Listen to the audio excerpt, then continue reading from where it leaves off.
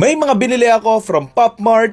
Buksan natin. Hindi ko alam kung ano yung actual nila mga pangalan, pero at pagkakaalam ko ito yung Hirono Bear, si Kubo Joker, and ito, yung Tok-Tok. Basta Tok-Tok. Simulan na lang muna natin dito sa Hirono Bear. So this one, medyo malaki-laki siya, and binili ko to kasi nga cute din naman, and fun din naman ako ng mga teddy bears. Alam niyo yung mga Blue Magic na teddy bear, yung parang mga ganun, yung mga nakalata pa. Sige, buksan na natin. Ay, ang cute niya. Ito pala, by the way, yung harapan ng box. So, nandito yung mukha ng bear. Tapos, andito yung mukha ng tao. And, ako lang ba? Pero naaalala ko yung ending scene dito sa Midsommar. Di ba yung sinuot niya yung bear? Parang ganito yon. So, ito na nga yung itsura ng bear. Tinanggal ko na nga yung mga tala. Ayan o. Di ba ang cute niya?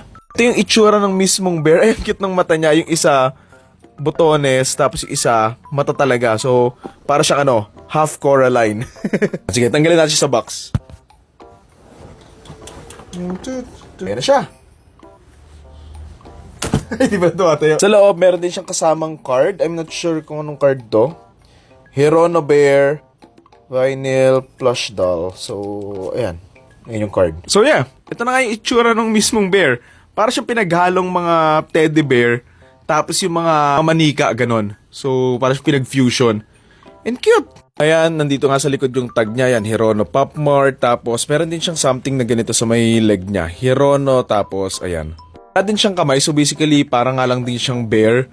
Pero, may mukha siya. Ayan siya. Tingnan natin kung hanggang saan yung detail. Pwede mo pala tanggalin. Pwede mo ata tanggalin yung suot niya sa ulo. Subukan natin ha. First time ko lang itong gagawin ha.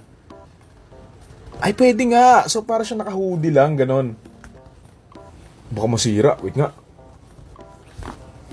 Oh, pwede. Para siyang si Mark Ruffalo habang nakasuot ng Iron Man suit. Hindi alam niyo yun. Ang cute niya, ang liit ng ulo niya, tapos ang sungit pa ng muka.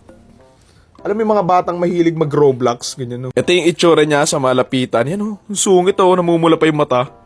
Kakapuyat kakalaro ng mga cellphone Yung quality niya para siyang parang plastic.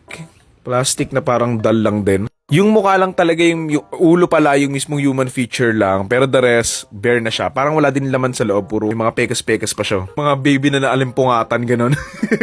Kapag i-display mo to, may two options ka. Either ganyan, or isusuot mo nga tong bear hoodie niya. Ayan na siya ulit, Ang cute. Kita pa yung konting bangs niya. We're done with the Hirono Bear and yung Kubo Joker naman. So this one is the Kubo Joker.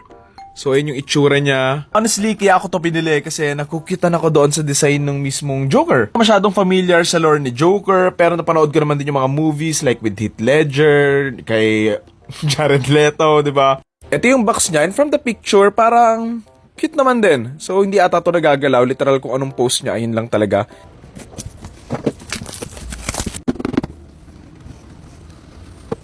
Hindi ko napansin, pero sa gilid pala may nakasulat na Kubo Joker. Pagkatanggal ng box na yun kanina, ito yung bubungad ka sa inyo. Ito yung Joker na card. So, ito yung itsura niya. So, base ito doon sa comics or sa mas OG na itsura nga na Joker. Ito naman yung sa likod. Yan, Kubo and the Joker, DC Pop Mart. Tanggalin na natin to. Naka-plastic. Kasama pang candy, the joke lang. So, ito yung lahat ng laman ng box and tinanggal ko na nga siya doon sa loob. So, ito nga yung stand niya. Nakasulat nga yan. Meron din ganito, yung ngiti. And yung mismong Kubo Joker.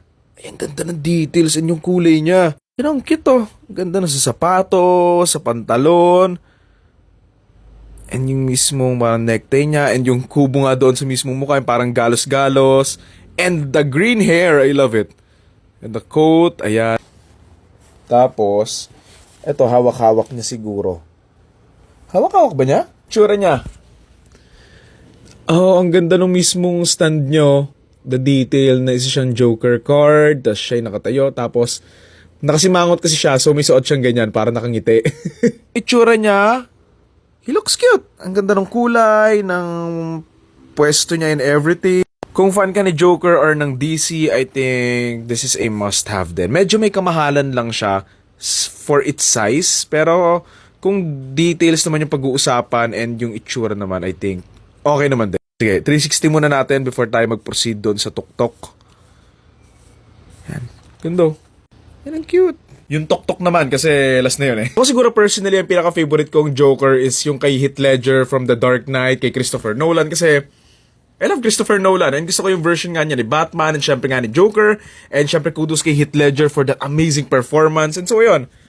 Okay din naman yung kay Jared Leto, in terms of visuals ba, may potential sana siya, pero yun, poor writing. Pinakalas itong Tuk Tuk Hirono, the Hirono's first Southeast Asian store. Store? Basta yun, yan. Ito yung mismong box niya, nakasulat Floating Market Bangkok, Hirono, Thailand, Tuk Tuk, Thai Hirono, ayan, para siya yung tricycle nga sa Thailand. So yung design ng box niya is para nga siyang yung mga crate, so ayan, obviously. And nakasulat nga dito na Tuk Tuk Hirono, Hirono's first Southeast Asian store, Bangkok. Okay, pagkabukas, ito yung bubungad sa'yo, yung nakasulat dito, Hirono by Pop Mart, and ito, yan, Sem Center, Sem Paragon, Paragon Cineplex. Oh, so ito, dito siguro, yung tinutukoy nga nilang Southeast Asia na unang branch nga ng Pop Mart. Buksan natin.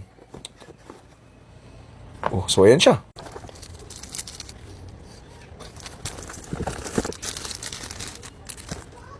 Ito na nga yung itsura ng mismong figure. Mukha naman siya yung mga tuk-tuk nga doon sa Thailand. I mean, hindi pa ako nakakapunta ng Thailand, pero nakapanood na ako ng mga Thai movies, so alam ko yung mga ganito doon. May ganito rin sa may Ong Bakwan, di ba? Cool din ang details, so ano yan, may teddy bear siya, tsaka parang mini dinosaur sa likod, may mga bag, and may plate number pa, yung taxi. Ba't galit siya? Tapos meron pa siyang yung pangsigaw. So, ayan.